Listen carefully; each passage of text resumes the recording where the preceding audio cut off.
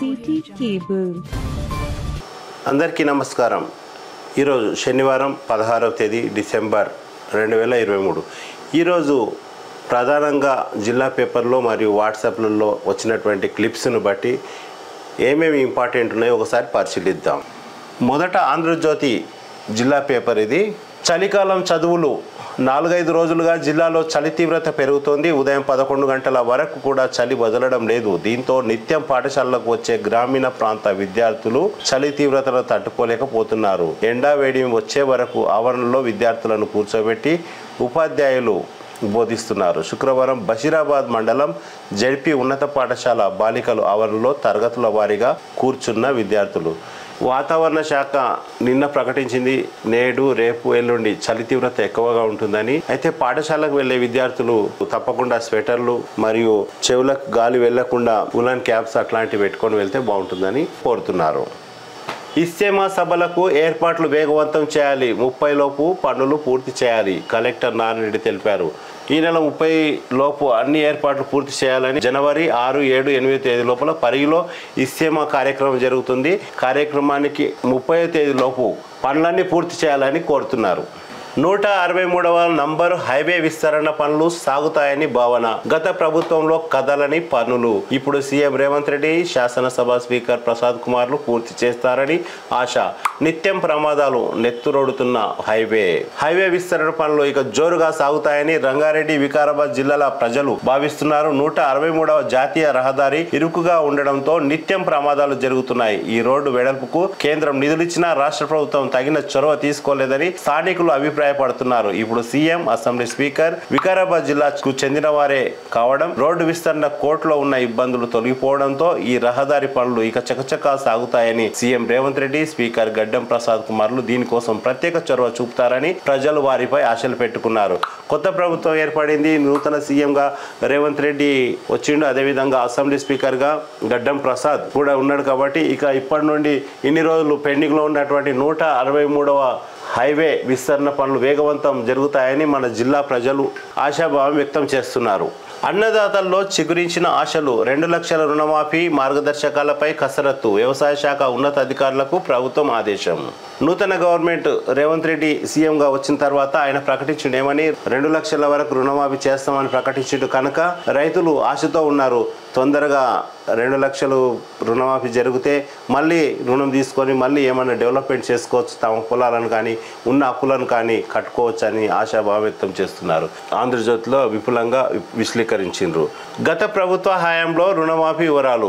25,000 లోపు ఉన్నోళ్ళు 9,718 ఖాతాలుంటే అమౌంట్ వచ్చేసి 14,67,94,984 అమౌంట్ ఉంది.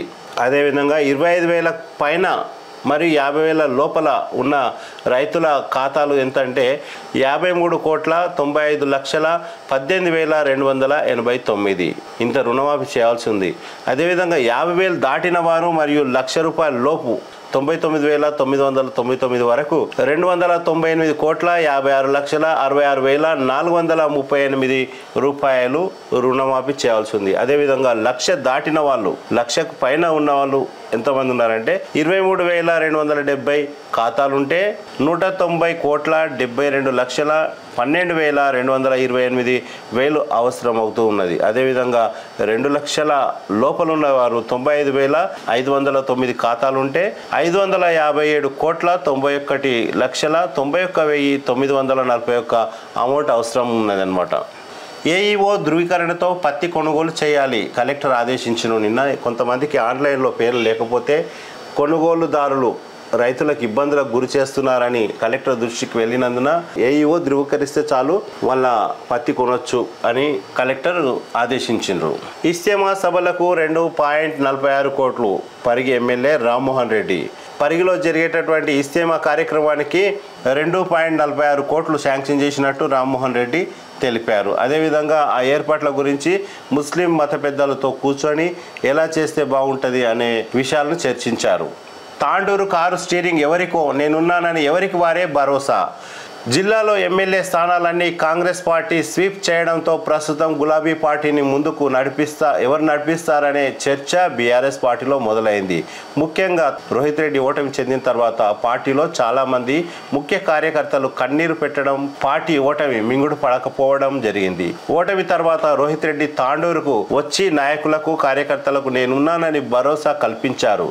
ఓటమిపై విశ్లేషించి స్థానిక సంస్థల ఎన్నికల్లో పట్టు సాధిద్దామని భరోసా కల్పించారు. ఒక దశలో కార్యకర్తలు కొందరు ఓటమి వెనుక మాజీ మంత్రి మహేందర్ రెడ్డి, జెడ్పీ చైర్మన్ సునీతా మహేందర్ రెడ్డి ఉన్నారని ఆరోపణలు చేశారు. ఇదిలా ఉంటే మొన్నటి వరకు మౌనంగా ఉన్న మాజీ మంత్రి నేనున్నానని నాయకులు కార్యకర్తలకు భరోసా ఇచ్చారు. కార్యకర్తలకు అందుబాటులో ఉంటానని, డే అండ్ నైట్ తాండూరుకు టైం కేటాయిస్తానని అన్నారు. తనకు 4 సంవత్సరాల ఎమ్మెల్సీ పదవి ఇంకా ఉంది కాబట్టి ఆ విధంగా ప్రోటోకాల్ ఉంటుందని చెప్పుకొచ్చారు. అయితే భవిష్యత్తులో తాండూరులో పార్టీని ముందుకు నడిపేది ఎవరన్నది చర్చనీయంగా మారింది. పార్టీ ఇన్ఛార్జ్ ఎవరు తీసుకుంటారు? అధిష్టానం ఇచ్చినా బీఆర్ఎస్ లో మళ్ళీ వర్గపోరు తప్పేలా లేదు. ఇద్దరు నాయకులు కూడా మహేందర్ రెడ్డి మోసం చేశారు, మరియు జెడ్పీ చైర్మన్ కూడా మోసం చేసిండ్రు అని చెప్పి రోహిత్ రెడ్డితో కొంతమంది కార్యకర్తలు రోహిత్ రెడ్డి ముందన ఏడ్చారు కూడా. అయితే ఇప్పుడు రోహిత్ రెడ్డి ఓడిపోయాడు, మహేందర్ రెడ్డి ఎమ్మెల్సీగా కొనసాగుతూ ఉన్నారు. అదేవిధంగా మరి రోహిత్ రెడ్డి ఓటమికి మహేందర్ రెడ్డి మరియు సునీతా మహేందర్ రెడ్డి కారణమని కొంతమంది కార్యకర్తలు రోహిత్ రెడ్డి దగ్గర ఓడిపోయిన తర్వాత వచ్చిన తర్వాత జరిగిన ఒక సమావేశంలో తెలిపారు. అయితే రోహిత్ రెడ్డి ఎలాంటి స్పందన లేకుండా చూద్దాం వెయిట్ అండ్ సీ అనే పద్ధతిలో ఉన్నారు. అదేవిధంగా మరి ఈ బీఆర్ఎస్ పార్టీని తాండూరులో మరియు వికారాబాద్ జిల్లాలో ఎవరు మోస్తారు, ఎవరు సమన్వయంతో పనిచేస్తారు? మరి మహేందర్ రెడ్డి చేస్తారా, రోహిత్ రెడ్డి చేస్తారా? వేచి చూడాల్సిందే. మహేందర్ రెడ్డి అయితే ఎమ్మెల్సీగా కొనసాగుతున్నారు, జెడ్పీ చైర్మన్ కూడా కొనసాగుతున్న సునీతా మహేందర్ రెడ్డి. మరి ఎవరు పార్టీని ముందుకు తీసుకుపోతారు అనేటటువంటిది అధిష్టానం నిర్ణయించవలసి ఉంది. అంతవరకు వేచి చూడాల్సిందే. ఓటరు జాబితాలో పేరు నమోదు చేసుకోవాలి. అదనపు కలెక్టర్ రాహుల్ శర్మ వివిధ రాజకీయ పార్టీల నాయకులతో నిన్న మీటింగ్ పెట్టిండు. ఎప్పుడు మన శుక్రవారం కలెక్టర్ ఆఫీస్ లోపల. అయితే జనవరి 1వ తేదీ 2024 వరకు 18 సంవత్సరాలు నిండిన ప్రతి ఒక్కరూ ఓటర్ లిస్టులో తమ పేరును నమోదు చేసుకోవాల్సిందిగా రాహుల్ శర్మ కోరారు. ఇంకోటి ఆంధ్రజ్యోతిలో వచ్చిన వార్త, శ్రీనివాచారి రాసిన వార్త. ఇంకోటి అనుచరుల అంతర్మదనం, కాంగ్రెస్ నేతలకు టచ్లో కొందరు, వేచి చూచే ధోరణిలో మరికొందరు. 10 సంవత్సరాల పాటు అధికారంలో ఉన్న బీఆర్ఎస్ ఎన్నికల్లో ఓటమి పాలై గద్దె దిగడంతో పార్టీ నేతల్లో అంతర్మదనం మొదలైంది. తమ పరిస్థితి ఏంటని, ఏం చేద్దామని చర్చించుకుంటున్నారు. ప్రస్తుతం రాష్ట్రంలో కాంగ్రెస్ పార్టీ అధికారంలోకి రావడంతో పాటు జిల్లాలో కాంగ్రెస్ పార్టీ ఎమ్మెల్యే గెలుపొందడం, జిల్లాకు చెందిన కోడంగల్ ఎమ్మెల్యే ముఖ్యమంత్రి కావడం కాంగ్రెస్ క్రేజ్ పెరిగిందని చెప్పవచ్చు. 5 ఏళ్ల పాటు తాండూరులో ఎమ్మెల్యేగా కొనసాగడంతో పాటు రాష్ట్రంలో కాంగ్రెస్ పార్టీ అధికారంలో ఉంటుందని భావించిన బీఆర్ఎస్ శ్రేణులకు ఈ ఎన్నికలు నిరాశపరిచాయి. తాజా మాజీ ఎమ్మెల్యే రోహిత్ రెడ్డి, మాజీ మంత్రి మహేందర్ రెడ్డి అనుచరులు కొందరు ఎన్నికల ముందు కాంగ్రెస్ పక్షాన చేరగా మరికొందరు కాంగ్రెస్ నాయకులతో టచ్లో ఉన్నట్టు సమాచారం. ఎమ్మెల్యే మనోహర్ రెడ్డిని కలిసేందుకు మధ్యవర్తుల ద్వారా ప్రయత్నాలు జరుగుతూ ఉన్నాయి. కొత్త వ్యక్తులను, పార్టీకి పనిచేయని వారిని ఎట్టి పరిస్థితుల్లో చేర్చుకోరాదని ఆయన సోదరుడు బుయ్యేని శ్రీనివాసరెడ్డి తెలిపినట్లు సమాచారం. ముఖ్యంగా పార్టీ కోసం కష్టపడి పనిచేసిన వారిని గుర్తించాలని, వారికే ప్రాధాన్యత ఇవ్వాలని శ్రీనివాసరెడ్డి కార్యకర్తలకు అండగా నిలుస్తున్నాడు. ఓడినా ప్రతిపక్ష పాత్ర పోషించాలని భావిస్తున్నారు. బీఆర్ఎస్లో మాజీ మంత్రి మహేందర్ రెడ్డి, మాజీ ఎమ్మెల్యే రోహిత్ రెడ్డి భవిష్యత్తులో కలిసి ముందుకు వెళ్తారా లేదా అన్నది చర్చనీయమైనది. ఒక ముఖ్య వార్త రాసిండు ఆంధ్రజ్యోతి శ్రీనివాచారి. ఇప్పటి వరకు మనోహర్ రెడ్డి గెలిచిండు, డీసీసీబీ చైర్మన్ అయినటువంటి మనోహర్ రెడ్డి తాండూరులో టికెట్ తీసుకున్నాడు, గెలిచిండు ఓకే, అదంతా వరకు. కానీ బీఆర్ఎస్ లో ఆయనకు క్లోజ్ గా ఉన్న వాళ్ళు కానీ, కార్యకర్తలు కానీ, ఇప్పుడు ఇక్కడ రోహిత్ రెడ్డి ఓడిపోయిన తర్వాత కొంతమంది టచ్ లో ఉన్నారు. మేము వస్తామని అడుక్కుంటున్నారు, మధ్యవర్తులను పెట్టిండు. కొంతమంది ఎట్లున్నారంటే వాళ్ళకు ఓన్లీ అధికార పార్టీ మాత్రమే ముఖ్యం. అట్లాంటి అధికార పార్టీ ముఖ్యం, అధికార పార్టీ వెంబడి చేరుతారు, కాంట్రాక్టులు చేసుకుంటారు. ఇది వరకు చేసిన కాంట్రాక్టర్ బిల్లుల కోసమైనా చేర్తామని చెప్పి సంబంధాలు కూడా కలుపుతారు. ఇటువంటి వారికి దగ్గరికి తీసుకోరాదని మనోహర్ రెడ్డి సోదరుడు శ్రీనివాస్ రెడ్డి ఎవరిని కూడా దగ్గరకు రానివ్వడం లేదు. ఎందుకంటే పార్టీకి అపోజిట్ చేసింది కాబట్టి వాళ్ళని దూరమే పెట్టాలి. గెలిచిన తర్వాత అధికారంలో ఉన్నప్పుడు ఎవరైనా వస్తారు కాబట్టి వాళ్ళు కాదు, పార్టీ కోసం ఎవరైతే కృషి చేసిండ్రో వాళ్ళ కోసం మనం ఎల్లవేళలా ఉండాలని శ్రీనివాస్ రెడ్డి భరోసా ఇచ్చారు. అదేవిధంగా భవిష్యత్తులో రోహిత్ రెడ్డి, మహేందర్ రెడ్డి కలిసి ఉంటారా లేదా అనేది ప్రశ్నార్థకంగా రకంగా ఉంది. ఎవరో ఒకరు కాంగ్రెస్ పార్టీలోకి పోయినరు అంటే ఇక్కడ ఫ్రీడమ్ అనేది ఉంటుంది.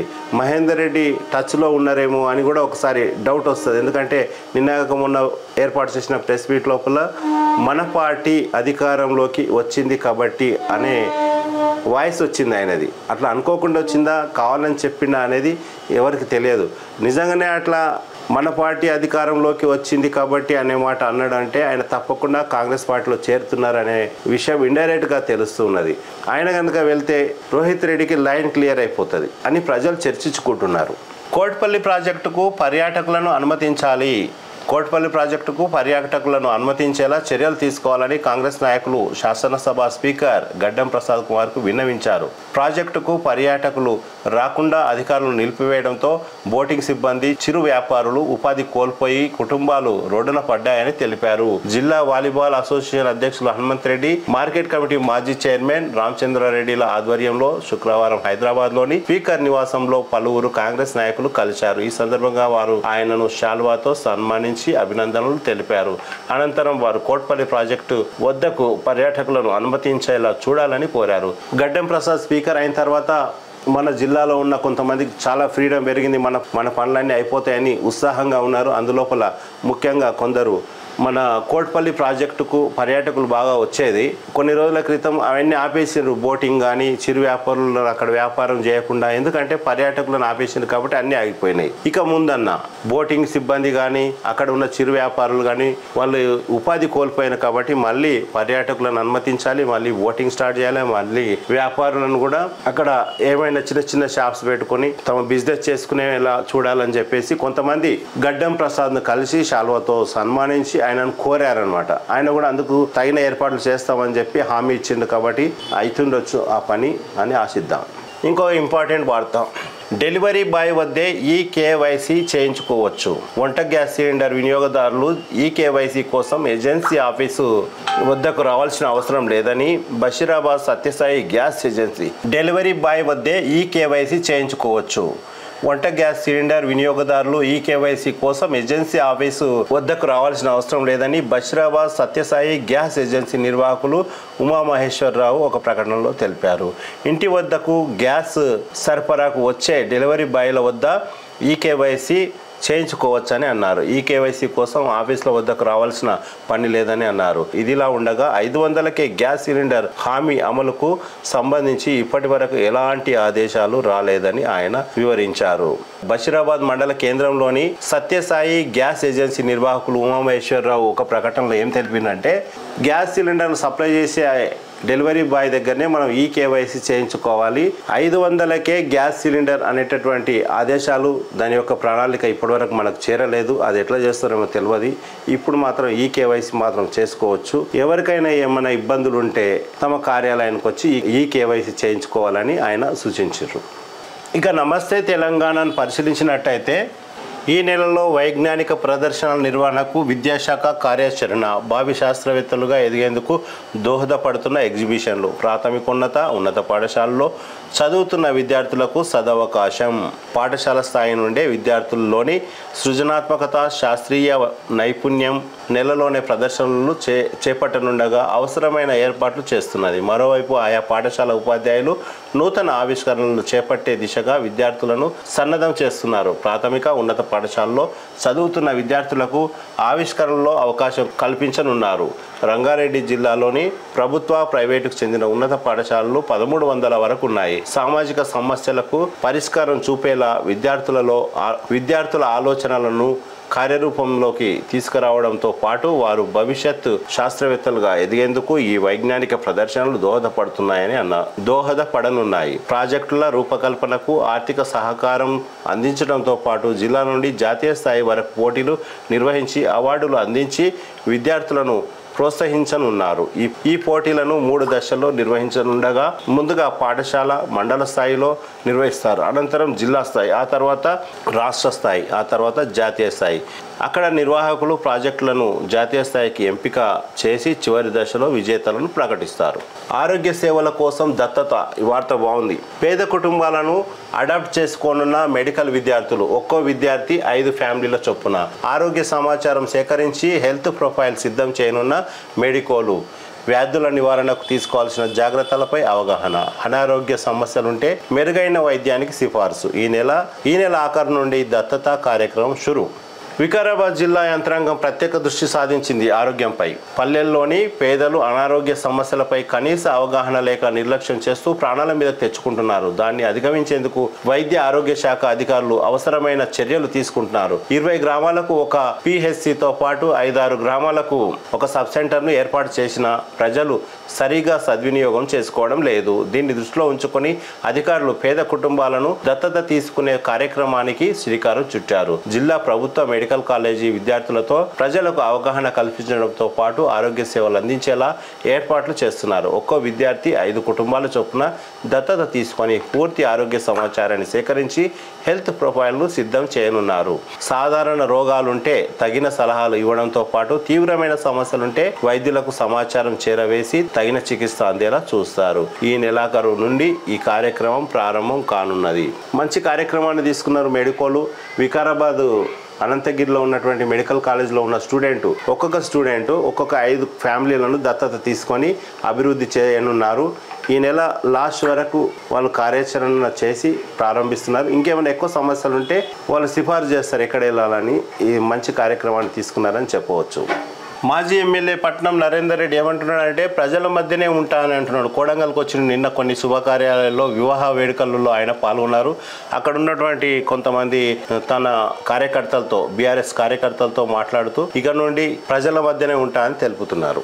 ఓటరు నమోదుకు సహకరించాలి. నిన్న ఆల్రెడీ చెప్పినాం ఇంతకుముందే వార్త. ఇస్తేమా ఏర్పాట్లను పరిశీలించిన ఎమ్మెల్యే అది కూడా అయిపోయింది. కులక్చెర్ల పిఎస్ఏ చైర్మన్గా నాగరాజు యాదవ్.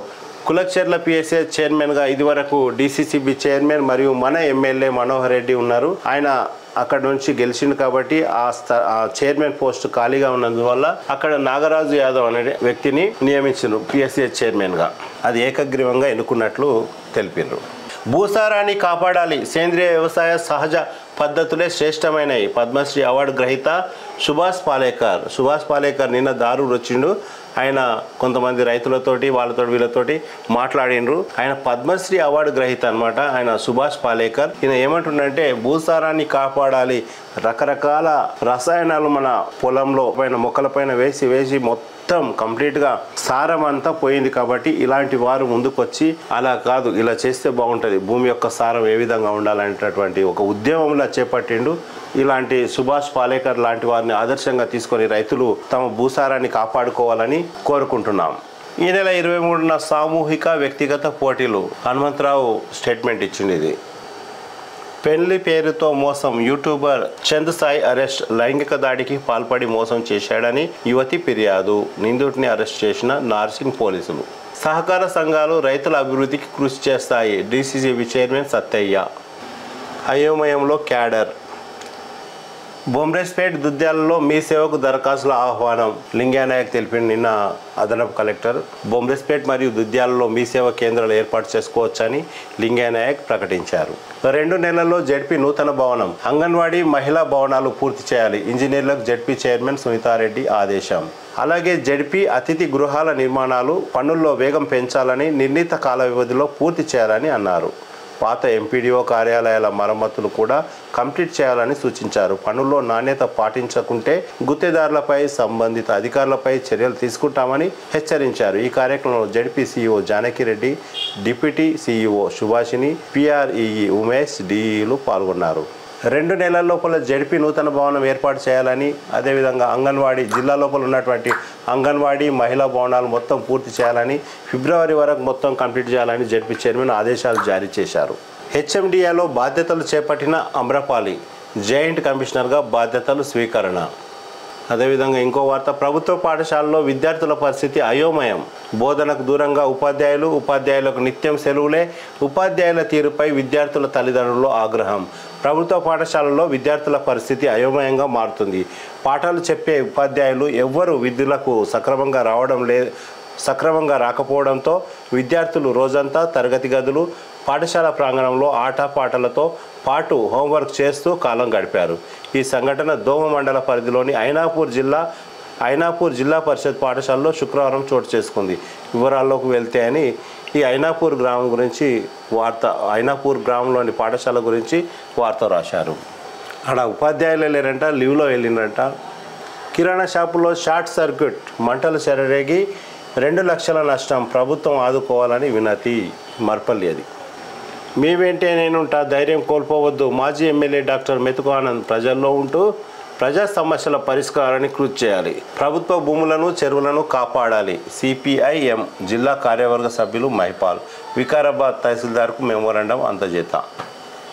నిప్పుతో నిస్తారం. వ్యవసాయంపై ఆధారపడిన రైతులు భూసారం కోల్పోకుండా యాజమాన్య పద్ధతులు పాటించాలి. కానీ అవగాహన రాహిత్యంతో నష్టపోతున్నారు. సిరులు పండించే భూమికి బలమే ఆయుపట్టు. అంతటి ప్రాధాన్యత కలిగిన భూసారాన్ని కాపాడుకుంటేనే మంచి దిగుబడులు సాధ్యం. వరి కొయ్యలను కాల్చడం అనాలోచిత చర్య. కలియ దున్నితే మేలు, సేంద్రియ ఎరువుగా మారే అవకాశం. వ్యవసాయ అధికారుల సూచన. కోట్పల్లిని మూయించిన మాజీ ఎమ్మెల్యే ఆనంద్ కుట్రతోనే రోడ్డున పడిన కుటుంబాలు. జలాశయానికి పర్యాటకులు వచ్చేలా చూడాలి. స్పీకర్ గడ్డం ప్రసాద్కు విన్నవించిన కాంగ్రెస్ పార్టీ నియోజకవర్గ నేతలు. కోట్పల్లి పర్యాటకంగా మన కోట్పల్లి ప్రాజెక్టును కంప్లీట్గా అక్కడ పర్యాటకులు వెళ్లకుండా మాజీ ఎమ్మెల్యే మూసేసిందంట. ఇప్పుడు మళ్ళీ అంతా ఇంతకుముందు చదివినాం కదా, ఆ విధంగా పర్యాటకులు వచ్చేలా చూడాలని కొంతమంది కాంగ్రెస్ పార్టీ నాయకులు స్పీకర్కు గడ్డం ప్రసాద్కు వినతి పత్రం అందజేశారు. ఇంకో వార్త. పాఠశాలల్లో పరిశుభ్రత అవసరం. సిపాయి కార్మికులను నియమించాలి, మరుగుదొడ్లను శుభ్రం చేయించాలి. ఎంబీఓ. నంబర్ 1 బడిని సందర్శించిన విద్యాధికారి. మూత్రశాలలను ఎప్పటికప్పుడు శుభ్రం చేసేందుకు సిపాయి కార్మికులను ఏర్పాటు చేసుకోవాలని ప్రధానోపాధ్యాయులు మండల విద్యాధికారి వెంకటయ్య గౌడ్ ఆదేశించారు. పట్టణంలోని ప్రభుత్వ నంబర్ 1 పాఠశాలలో నెలకొన్న సమస్యల గురించి ఇంటికి వెళ్ళాకే అన్ని అనే శీర్షికతో శుక్రవారం సాక్షిలో ప్రచురించిన కథనానికి ఎంబీఓ స్పందించారు. శుక్రవారం పాఠశాలను సందర్శించి అక్కడి సమస్యల గురించి ఆరా తీశారు. మరుగుదొడ్లను పరిశీలించారు. సౌకర్యాల కల్పనలో విఫలమైన ఉపాధ్యాయ బృందంపై అసహనం వ్యక్తం చేశారు. అనంతరం దగ్గరుండి మూత్రశాలలను శుభ్రం చేయించి మాట్లాడారు. తరగతి గదులతో పాటు బడి ఆవరణలో పరిశుభ్రత పాటించాలని ఆదేశించారు. ముఖ్యంగా మరుగుదొడ్లను ఎప్పటికప్పుడు శుభ్రం చేయించాలని చెప్పారు. విద్యార్థులకు అసౌకర్యం కలగకుండా చూసుకోవాలని సూచించారు. మొన్న సాక్షి పేపర్లో వచ్చింది, నంబర్ 1 పాఠశాల ఓన్లీ పేరుకు మాత్రమే నంబర్ 1, లోపల విద్యార్థులకు మూత్రశాలలు తదితర సౌకర్యాలు లేవని చెప్పేసి సాక్షి పత్రికలో వచ్చింది. మన రామకృష్ణ రాశారు. దానికి స్పందనగా నిన్న ఎంబీఓ వెంకటయ్య నంబర్ 1 పాఠశాలకు వెళ్ళి మూత్రశాలను పరిశీలించి వాటిని నీట్గా చేయించి పిల్లలకు ఉపాధ్యాయులకు తగు సూచనలు, ఎలాంటి సూచనలు చేయాలో అలాంటి సూచనలు చేసి వారికి తగు సూచనలు చేసి వచ్చారు. సూర్య పేపర్ను చూసినట్టయితే డిసెంబర్ లోపు ఇస్తేమా ఏర్పాట్లను పూర్తి చేయాలి. ఇంతకుముందు పేపర్లో కూడా చదివినాం అది. మీర్పేటలో కృతజ్ఞత సభ. కార్యకర్తలందరూ సబితా ఇంద్రారెడ్డిని కలిసి అభినందనలు తెలిపారు.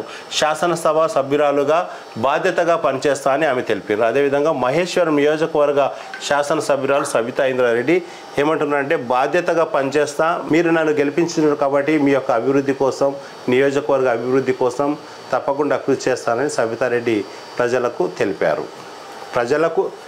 ప్రజలకు కార్యకర్తలకు తెలిపారు. సమాజంలో దివ్యాంగులు సాధారణ పౌరులతో సమానం, అన్ని రంగాల్లో బాగా రాణిస్తూ స్ఫూర్తి ప్రదాతలుగా నిలుస్తారు. దివ్యాంగులకు జిల్లా స్థాయి ఆటల పోటీలు. జిల్లా సంక్షేమ శాఖ అధికారిని కేతావత్ లలిత కుమారి. భద్రత శూన్యం, పర్యవేక్షణ మృగ్యం.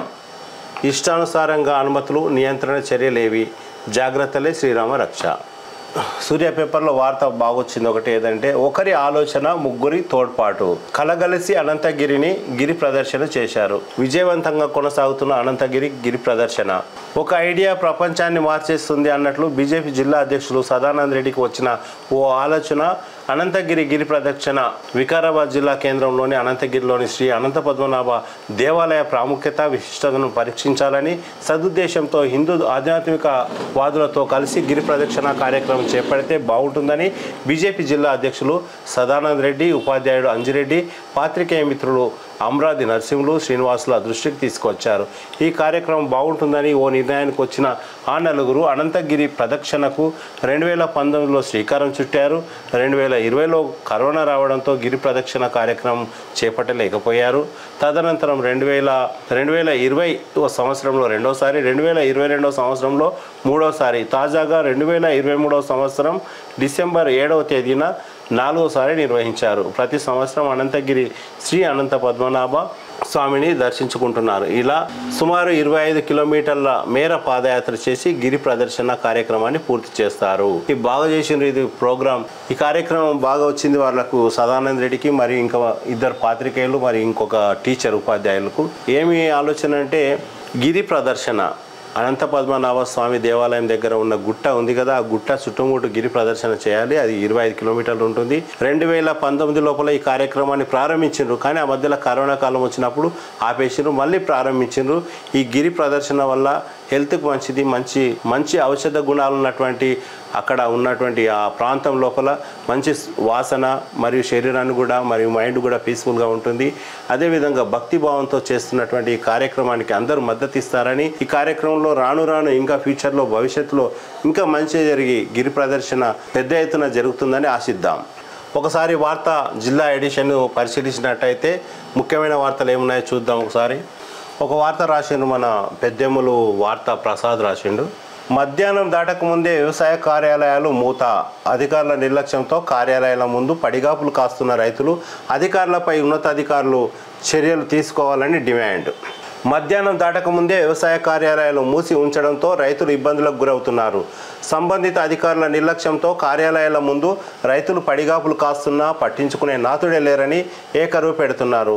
శుక్రవారం పెద్దెములు మండల కేంద్రంలోని వ్యవసాయ కార్యాలయం మధ్యాహ్నం 12 గంటలకే మూసి ఉండడంతో బండపల్లి, తట్టెపల్లి, జనగాం, గాజీపూర్, గోపాల్పూర్, ఇందూర్ తదితర గ్రామాల రైతులు ఆందోళన వ్యక్తం చేశారు. ఈ సందర్భంగా ఆయా గ్రామాల రైతులు మాట్లాడుతూ రైతుల సంక్షేమం కోసం ప్రభుత్వం పథకాలు ప్రవేశపెట్టిన సంబంధిత వ్యవసాయ అధికారుల నిర్లక్ష్యంతో పథకం నీరుగారిపోతుందని ఆందోళన వ్యక్తం చేశారు.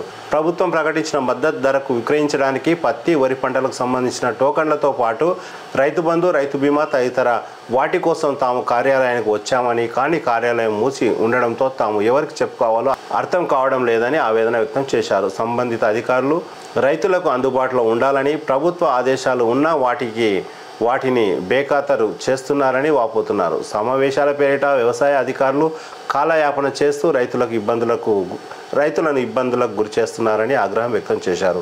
మండలంలోని ఆయా గ్రామాల్లో ఏర్పాటు చేసిన రైతు వేదికల వద్ద వ్యవసాయ అధికారులు ఉండి రైతుల సమస్యలను పరిష్కరించాలని ప్రభుత్వం పదే చెప్తున్న సంబంధిత అధికారులు నిర్లక్ష్యం వహిస్తూ నిమ్మకు నీరెత్తినట్టు వ్యవహరిస్తున్నారని ఆందోళన వ్యక్తం చేశారు. నిర్లక్ష్యం వహిస్తూ రైతులను ఇబ్బందులకు గురి చేస్తున్న సంబంధిత అధికారులపై ఉన్నతాధికారులు చర్యలు తీసుకోవాలని, లేనిచో మండల కార్యాలయం ముందు ధర్నా నిర్వహిస్తామని హెచ్చరించారు. ఏం లేదు, మన పెద్దెములు మండల కేంద్రంలో ఉన్న వ్యవసాయ కార్యాలయం ముందు కొంతమంది రైతులు వాళ్ళ అప్లికేషన్ పట్టుకొని నిలబడ్డారు. ఇట్లా వాళ్ళ యొక్క సమస్యలను తీసుకొని ఇప్పుడు ఒక రైతుల కోసం ఉన్నారు అధికారులు, వ్యవసాయ అధికారులు, కానీ వాళ్ళని పట్టించుకోరు. అసలు రైతుల మీద కసురుకుంటారు కొంతమంది అధికారులు. అయితే ఇప్పుడు పత్తి కానీ వరి ధాన్యం కానీ అమ్మే సీజన్ ఇది, వీళ్ళు టోకన్ ఇస్తేనే వాళ్ళు అమ్ముకుంటారు. అదేవిధంగా కొన్ని సమస్యలు ఉంటాయి. రైతు బంధు కానీ రైతు బీమా కానీ అప్లికేషన్ ఇవ్వడానికి వచ్చినప్పుడు 12 గంటల లోపలనే వాళ్ళు తాళం వేసుకొని వెళ్ళిపోతే వీళ్ళ పరిస్థితి ఏంది, రైతుల పరిస్థితి ఏంది? ఈ విషయంలో మన స్థానిక ప్రజాప్రతినిధులు మరియు పెద్దెములు ఎంపీపీ కానీ మన ఎమ్మెల్యే కానీ దృష్టి సాధించి వీరిపైన ఖచ్చితంగా కఠిన చర్యలు తీసుకోవాలని కోరుతున్నాం. అదేవిధంగా చాలా రోజుల నుంచి మన తాండూరు నియోజకవర్గంలో చాలా రోజుల నుంచి ఇక్కడే తిష్ట వేసి ఉన్న అధికారులను కూడా ఇక్కడ నుంచి పంపించాలి. ఎందుకు అని అంటే వాళ్ళు ఇక్కడే ఉండి ఎవరెవరు ఎట్లా ఉంటారు, ఏ లీడర్ ఏ విధంగా ఉంటారు, ఆ లీడర్లకు వాళ్ళ సైడ్ మాట్లాడుతూ వాళ్ళకి ఏదో హెల్ప్ చేసినట్లు వాళ్ళకు భ్రమ కల్పిస్తూ ఇక్కడే చాలా రోజుల నుంచి ఉన్నారు. మన తాండూరు మండల వ్యవసాయ అధికారులు కొంతమంది ఉన్నారు. అదేవిధంగా ముఖ్యంగా పశుసంవర్ధక శాఖ పశువైద్యులు, తాండూరు మండల కేంద్రంలోని పశువైద్యులు, ముఖ్యంగా ఏడి ప్రభురాజ్, నేను గింతున్నప్పటి నుంచి ఆయన ఆనే ఉన్నాడు. హైదరాబాద్లో మంచిగా బిజినెస్ చేసుకుంటూ నాకు ఆ బ్యాక్గ్రౌండ్ ఈ బ్యాక్గ్రౌండ్ ఉందంటూ, లేదంటే వేరే కారణాలు తెలుపుతూ ఇక్కడే తిష్ట వేసిండ్రు. నిజంగానే అభివృద్ధి పైన పట్టు సాధించాలనుకుంటే ఈ పాత ఎన్నో రోజుల నుంచి ఉన్నటువంటి అధికారులను ఇక్కడ నుంచి స్పాట్లో పంపించాలి. అసలు ఈ ప్రభురాజు అనే వ్యక్తి ఎన్నిసార్లు పేపర్లు వేసినా, ఎన్నిసార్లు టీవీలు వేసినా ఏదో కథ చెప్తాడు, తాళం వేసుకుంటాడు, బ్యాగ్ వేసుకుంటాడు, పారిపోతాడు. ఇట్లాంటి వేస్ట్ అధికారులను ఇక్కడ నుంచి తక్షణమే పంపించాలని చెప్పి రైతులు కోరుతున్నారు. ఇంకొక వార్త చూసినట్లయితే 100 కిలోల గంజాయి పట్టివేత, 2 అరెస్టు, పరాల్లో 4, కారు ధ్వంసం. అక్రమంగా గంజాయిని తరలిస్తున్న 2 వ్యక్తులను పోలీసులు నార్కోటిక్ సిబ్బందితో మిగతా 4 పరారీలో ఉన్నారు. రంగారెడ్డి జిల్లా మొయినాబాద్ మండలంలోని సురంగల్ రెవెన్యూ ఏఎంఆర్ వెంచర్లో శుక్రవారం ఉదయం దాదాపు 5 గంటల సమయానికి పక్కా విశ్వసనీయ సమాచారం మేరకు దాడి చేయగా అక్రమంగా గంజాయి తరలిస్తున్న 2 వ్యక్తులను పోలీసులు అరెస్ట్ చేసి రాజేంద్రనగర్ డీసీపీ జగదీశ్వర్ రెడ్డి శుక్రవారం ఉదయం 5 గంటల సమయానికి పక్కా విశ్వసనీయ సమాచారం మేరకు దాడి చేయగా అక్రమంగా గంజాయి తరలిస్తున్న 2 వ్యక్తులను పోలీసులు అరెస్ట్ చేసినట్లు రాజేంద్రనగర్ డీసీపీ జగదీశ్వర్ రెడ్డి తెలిపారు. వివరాల్లోకి వెళ్తే మొయినాబాద్ మండల పోలీస్ స్టేషన్లో శుక్రవారం ఉదయం Rajendranagar DCP Jagadishwar Reddy, assistant DCP Rashmi Perumal, Chevella ACP Prashanth రెడ్డిలు మొయినాబాద్ సర్కిల్ ఇన్స్పెక్టర్ రంగాతో కలిసి పత్రికా సమావేశం నిర్వహించారు. ఈ సందర్భంగా డీసీపీ మాట్లాడుతూ ఏఎంఆర్ వెంచర్ వద్ద 2 అనుమానాస్పద వ్యక్తులు పోలీసులను చూడగానే భయపడి పారిపోయారు. వెంటనే వారిని వెంబడించి పట్టుకున్నారు. అందులో ఒకరు బావర్ధన్ ఇంకో నితిన్లను పోలీసులు అదుపులోకి తీసుకున్నారు. వారి వద్ద ఉన్న స్కూటీ 2 మొబైల్ ఫోన్లు స్వాధీనం చేసుకొని విచారించగా ఆంధ్రప్రదేశ్ రాష్ట్రం నుండి నగరంలోకి దూల్పేటకు గంజాయిని తరలిస్తున్నామని తెలిపారు. మిగతా 4 పరారులో ఉన్నారని తెలిపారు. ఒరిస్సా రాష్ట్రంలోని మనోజ్ అనే వ్యక్తి వద్ద ఈ నెల 13న 2 కేజీల చొప్పున 50 ప్యాకెట్లను సుమారు 100 కిలోల గంజాయిని white Swift car number 35E5279 గంజాయి తీసుకొచ్చినట్లు తెలిపారు. దూల్పేటకు చెందిన సునీల్ సింగ్, నితీష్ సింగ్ అనే వ్యక్తికి గంజాయి ప్యాకెట్లను ఇవ్వాలని కోరగా అక్కడే ఉన్న కారుతో పాటు స్కూటీపై ఉన్న వ్యక్తి గంజాయి తరలిస్తుండగా వారిని పట్టుకొని పూర్తి విచారణ చేస్తుండగానే వారు ఏఎంఆర్ వెంచర్ వద్ద నిర్మాణ స్థితిలో ఉన్న 2 రేకుల షెడ్డులో గంజాయిని దాచి అక్కడి నుండి కొద్దిగా నగరానికి వాడకందారులకు అమ్ముటకు సరఫరా చేస్తున్నామని తెలిపారు. వెంటనే పోలీసులు మొయినాబాద్ మండల తహసీల్దార్ గౌతమ్ కుమార్కు సమాచారం అందించగానే ఆయన సంఘటనా స్థలానికి చేరుకొని పోలీసుల సమక్షంలో పూర్తిగా వాటిని సీజ్ చేసి పంచనామా పూర్తి చేసి పోలీసులకు అప్పగించారు. కేసు నమోదు చేసుకొని దర్యాప్తు చేస్తున్నారు. మిగతా వారు పరారీలో ఉన్న వారిని కూడా త్వరలోనే పట్టుకుంటామని తెలిపారు. ఈ కార్యక్రమంలో ఆర్ఐ చంద్రమోహన్, ఎస్ఐలు కిషన్ సింగ్, రామచందర్, హెడ్ కానిస్టేబుల్ దేవి సింగ్, వినోద్ కుమార్, రాజు, నరసింహ, సత్తయ్య తదితరులు పాల్గొన్నారు. 100 కిలోల గంజాయి పట్టుకున్నారంట మొయినాబాద్ లోపల. వాళ్ళని అరెస్ట్ చేసి జైలు కూడా పంపించేసారు. అసెంబ్లీ ఎన్నికలకు ముందు ఎమ్మెల్యేలు ముఖ్యమంత్రి సహాయ నిధి అనగా సీఎంఆర్ఎఫ్ కొరకు పంపించిన సిఫార్సులకు బ్రేక్ పడింది. అన్ని రకాల సీఎంఆర్ఎఫ్ మంజూరులను నిలుపుదల చేసినట్టు సమాచారం. దీంతో వందల సంఖ్యలో పేద కుటుంబాలు సహాయం కొరకు పెట్టుకున్న అర్జీలను కొత్త ప్రభుత్వం పక్కన పెట్టినట్టు తెలుస్తుంది. గత సిఫార్సులకు చెల్లుచీటి, సీఎంఆర్ఎఫ్ మంజూరుకు బ్రేక్, పేద కుటుంబాలకు తీవ్ర అన్యాయం, మారిన ప్రభుత్వం, మారిన విధి విధానాలు. బీఆర్ఎస్ పనులన్నీ రద్దు, కొత్త టెండర్లు పిలవద్దని ఆదేశాలు. టెండర్లు పిలిచి ప్రారంభం కాని పనులు కూడా ఆపేసిండ్రు. కాంగ్రెస్ ప్రభుత్వం కొత్తగా ఓ నిర్ణయం తీసుకుంది. ఏమంటే ఈ బీఆర్ఎస్ ప్రభుత్వంలో ఉన్నటువంటి పనులన్నీ ఆపేశారు. ఆంధ్రప్రభలో ఇంకొక వార్త. మహోన్నతుడు పొట్టి శ్రీరాములు. మున్సిపల్ చైర్పర్సన్ స్వప్న పరిమల్ తాండూరులో పొట్టి శ్రీరాములకు నివాళులు. పట్టణంలోని ఆర్యవైశ్య కళ్యాణ మంటపంలోని పొట్టి శ్రీరాములు పార్కులో వర్ధంతిని నిర్వహించారు. ఈ కార్యక్రమానికి మున్సిపల్ చైర్పర్సన్ స్వప్న పరిమల్ గుప్తా హాజరయ్యారు. ఈ విధంగా ఆమె మాట్లాడుతూ తెలుగు జాతి కోసం, ఆంధ్ర రాష్ట్ర అవతరణ కోసం పొట్టి శ్రీరాములు చేసిన త్యాగం మరవలేనిదని అన్నారు. ఈ కార్యక్రమంలో మున్సిపల్ కౌన్సిలర్లు సాహు శ్రీలత, ఆర్యవైశ్య సంఘం అధ్యక్షులు కటకం వీరేందర్, మాజీ అధ్యక్షులు కోసుకు తిప్పయ్య, కార్యదర్శి కోటా మురళీకృష్ణ, సభ్యులు శంభుని నరసింహులు, కొత్త చంద్రశేఖర్, చిదిరి ఎల్లయ్య, నెమిలిగా నరహరి, సల్లా సతీష్, గౌడంపల్లి వసంత్ కుమార్ తదితరులు పాల్గొన్నారంట. ఆంధ్రప్రభ లోపల ఇంకో వార్త. జిన్గుర్తి ప్రభుత్వ భూమిలో అక్రమ ఇళ్ల నిర్మాణం చర్యలు తీసుకోవాలని తహసీల్దార్కు ఫిర్యాదు చేసిన నేతలు. తాండూరు మండలం జిన్గుర్తి గ్రామంలో ప్రభుత్వ సర్వే నంబర్ 141లో గ్రామానికి చెందిన పి రాములు అనే వ్యక్తి గత కొన్ని సంవత్సరాల నుండి ప్రభుత్వ భూమిలో ఇల్లు నిర్మాణానికి ప్రయత్నాలు కొనసాగిస్తున్నాడు.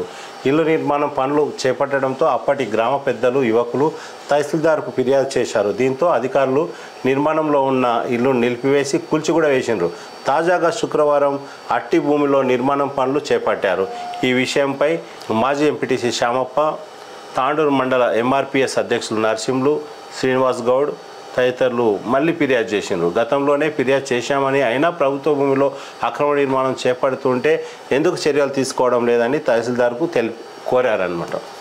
వెంటనే ఇట్టి పనులు నిలిపివేసి అక్రమాలకు పాల్పడుతున్న వారిపై చర్యలు తీసుకోవాలని పేర్కొన్నారు. వెంటనే నేతలు అక్రమ నిర్మాణ పనులను నిలిపివేసి ప్రభుత్వ భూమిని కాపాడాలని ఫిర్యాదు చేసినట్లు శ్రీనివాస్ గౌడ్ ఒక ప్రకటనలో తెలిపారు. ఇప్పటికైనా అధికారులు పట్టించుకోకపోతే జిల్లా కలెక్టర్ మరియు తాండూరు ఎమ్మెల్యే మనోహర్ రెడ్డికి ఫిర్యాదు చేస్తామని, లేని పక్షంలో తహసీల్దార్ కార్యాలయం ముందు ధర్నా నిర్వహిస్తామని తెలిపారు. తాండూరు మండలం జిన్గుర్తి గ్రామంలో పి రాములు అనే ఒక వ్యక్తి ప్రభుత్వ భూమి లోపల ఇల్లు కడుతూ ఉన్నారు. ఇంతకుముందు కూడా ఫిర్యాదు చేసినారు, మళ్ళీ నిన్న కూడా ఫిర్యాదు చేసినారు. ఈ భూమి లోపల, ఈ ప్రభుత్వ భూమి లోపల ఇట్లా ఇల్లు కట్టుకుంటూ పోతే ప్రభుత్వ భూమి నాశనం అయిపోతుంది. కాబట్టి ఇలాంటి నిర్మాణం జరగకుండా ఆపాలని తహసీల్దార్ దారాసింగ్ నాయక్కు శ్యామప్ప, శ్రీనివాస్ గౌడ్, ఎంఆర్పిఎస్ నాయకులు పి నరసింహులు ఒక వినతి పత్రం ఇచ్చి ఆపేయాలి. ఆపేయకపోతే కలెక్టర్కి కూడా ఫిర్యాదు చేస్తాము, లేదా ఆర్డీఓకి ఫిర్యాదు చేస్తాము, లేదా ఎంఆర్ఓ ఆఫీస్ ముందర ధర్నా చేస్తాము. అదేవిధంగా మన ఎమ్మెల్యే మనోహర్ రెడ్డి ఈ విషయంలో దృష్టి సాధించి చర్యలు తీసుకోవాలని వాళ్ళు కోరుతున్నారు. రిజిస్ట్రేషన్ల సమయంపై నివేదిక. గత 6 నెలలుగా రిజిస్ట్రేషన్లపై గత 6 నెలల రిజిస్ట్రేషన్లపై వివరాల సేకరణ. ఖరీదైన భూములు పెద్దల చేతుల్లోకి. ఈ ధరణి ఉన్నప్పుడు కొంతమంది నాయకులు టైం అయిపోయినా కానీ 5 గంటలకు టైం అయిపోతుంది రిజిస్ట్రేషన్ కోసం, కానీ 5 గంటల తర్వాత కూడా రిజిస్ట్రేషన్లు జరిగినాయి. రాత్రి 10-11 గంటల వరకు కూడా కొన్ని ప్రాంతాల్లో, మనత కాదు కొన్ని ప్రాంతాల్లో జరిగినాయి. వీటిపైన ప్రభుత్వం ఒక నివేదిక తయారు చేయాలని అధికారులను ప్రభుత్వం ఆదేశించింది. దాని లోపల ఏం చేసిందంటే, రాత్రి వేళలో జరిగిన భూ రిజిస్ట్రేషన్లపై అధికారుల ఆరా, ప్రభుత్వ అసైన్డ్ భూముల రెగ్యులరైజ్ పై నిఘా. పలువురు తహసీల్దార్లు సాయంత్రం 5 గంటల తర్వాతే విధుల్లో ఉన్నట్లు అనుమానాలు. ఖరీదైన భూములు పెద్దల చేతుల్లోకి. పోలీసు, ఆర్టీసీ ఉద్యోగుల పిల్లలకు రెసిడెన్షియల్ స్కూల్స్ ఏర్పాటుకు ప్రణాళికలు రూపొందించండి. వెంటనే హోంగార్డ్ నియామకాలు చేపట్టండి. పోలీస్ రిక్రూట్మెంట్లో లోపాలు ఉండవద్దు. ఆఫీసర్లకు సీఎం రేవంత్ రెడ్డి ఆదేశం. సమావేశంలో మాట్లాడుతున్న రేవంత్ రెడ్డి, శాంతాకుమార్ ఉన్నది, గుప్తా గారు ఉన్నారు డీజీపీ. వీళ్ళ ముందల ఏం చేసినంటే పోలీసు మరియు ఆర్టీసీ ఉద్యోగుల పిల్లల కోసం రెసిడెన్షియల్ స్కూల్ పెడతారట. మంచి ఆలోచన. త్వరలో ₹500కే గ్యాస్ సిలిండర్ స్కీమ్ అమలుపై స్టడీ చేయండి. అధికారులకు మంత్రి ఉత్తమ్ కుమార్ రెడ్డి ఆదేశం. ₹500కే గ్యాస్ స్కీమ్ అమలుపై స్టడీ చేయాలని మంత్రి ఉత్తమ్ కుమార్ రెడ్డి అధికారులను ఆదేశించారు. శుక్రవారం ఆఫీసర్లతో నిర్వహించిన సమీక్షా సమావేశంలో ఆయన మాట్లాడారు. అసలైన లబ్ధిదారులే ఈ పథకం ద్వారా లబ్ధి పొందేలా చూడాలని సూచించారు. ధాన్యం సేకరణ, రేషన్ పంపిణీపై కూడా అధికారులతో చర్చించారు. సమావేశంలో ఆర్థిక శాఖ ప్రధాన కార్యదర్శి Ramakrishna Rao, civil supply commissioner Anil Kumar తదితరులు పాల్గొన్నారు. ఇంకో ముఖ్యమైన వార్త, పల్లెలు పట్టణాల్లో ప్రజావాణి క్యాంపులు నెలకు కనీసం 2 రోజుల చొప్పున ఉండాలి. అదేవిధంగా కలెక్టరేట్లో జరిగిన ప్రోగ్రాంకు ఇది అదనం. అక్కడికక్కడే అధికారుల ద్వారా పరిష్కారం. మంత్రుల ఛాంబర్లో డైలీ విజిటింగ్ అవర్. ప్రజాభవన్లో రద్దీ వల్ల అదనపు కౌంటర్లు. అధికారుల రివ్యూలో సీఎం రేవంత్ రెడ్డి. ముఖ్యమంత్రి రేవంత్ రెడ్డి ఇంకో కీలకమైన నిర్ణయం తీసుకున్నారు. ఏంటంటే పల్లెలు మరియు పట్టణాల్లో కూడా ప్రజావాణి క్యాంపులు నిర్వహించాలని. ఎందుకంటే కొన్ని కిలోమీటర్ల దూరంగా వినతి పత్రాలు ఇవ్వడానికి మొన్న నిలబడ్డారు ఆయన కోసం, ముఖ్యమంత్రి కోసం. ఆయనతో చూసి ఆయన ఆలోచించుడు. 10 సంవత్సరాలుగా ఎలాంటి సమస్యలు పరిష్కారం కాలేదు కనుక ఈ విధంగా ఉన్నట్లున్నాయి. కాబట్టి పల్లెల్లో కూడా స్పెషల్ క్యాంపులు నిర్వహించి ఈ యొక్క అప్లికేషన్లు తీసుకోవాలి. ఎలాంటి ఫిర్యాదుదారులకు ఎలాంటి ఇబ్బందులు కలగకుండా క్యాంపులు పెట్టి స్పెషల్గా దాని మీద దృష్టి సాధించిందని చెప్పవచ్చు. అదేవిధంగా నేడు సిటీ కేబుల్ వార్తా విశ్లేషణ నిర్వహించిన సిటీ కేబుల్ వార్తా విశ్లేషణ సమాప్తం. మళ్ళీ వచ్చే విశ్లేషణలో పాల్గొందాం. అంతవరకు సెలవు. నమస్కారం. City cable.